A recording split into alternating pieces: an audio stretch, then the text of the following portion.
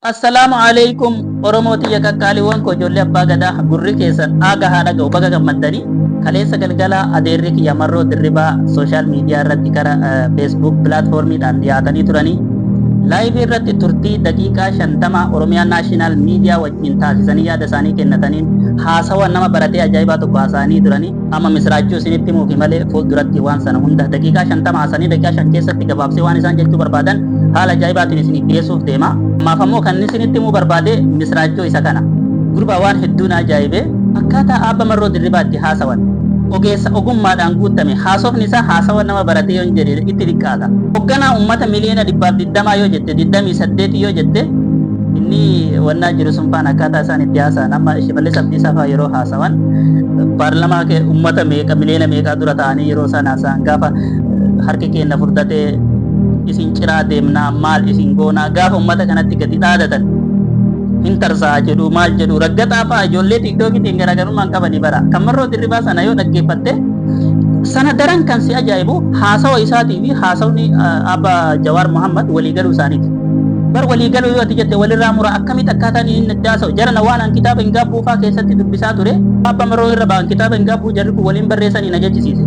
Sadarkaa sanitti yaadni isaanii tokko ta'a jedhee kana hin eegne duraan beekta Oromoo waliin galtu nuun jechaa nu guddisanii bara. Oromoo yoomiyyuu waliin galtu keessattuu waa'ee Jawaar Mahammadiif marroo yoo kaasan dugdaa fi garaa jedhanii yaadu. Sababni isaa jarri kun ilaalcha siyaasaa garaagaraa qabu. Abba marroo dirribaa kan inni itti amanu uummanni kiyyaa afaan qawweetiin gabroome afaan qawweetiin bilisooma kan jedhudha. Jawaar Mahammad ammoo karaa nagaatiin nama qabsaa'udha jedhu kana qabsoon isaanii walii faallaa waan ta'eef walii galan jedhee namni yaade hin jiru. Gaafa isaan ta'anii wajjin mari'atan ijoollee abbaa dhugumatti ijoolleen tunini warra barate jechuun kan akka isaaniitti kana akkamitti haasa'anii akkatti walii galan beekan garaagarummaa fedhantoo qabaatanii mogga dhiisanii warra wajjin haasa'anii dubbachuu walii fidachuu danda'anii jechuudha.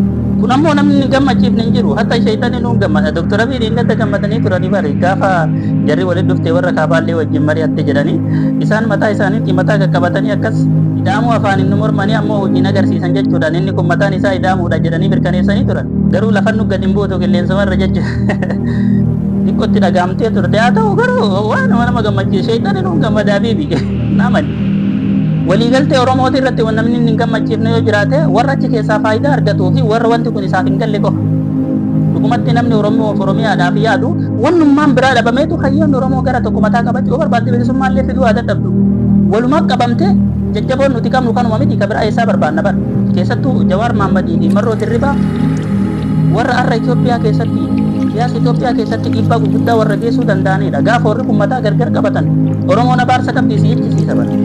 Gaafa isaan walii galanii argite akkamitti hin gammanne hayyoota taanillee caalaan jara kana gammada dhugaa rabbi.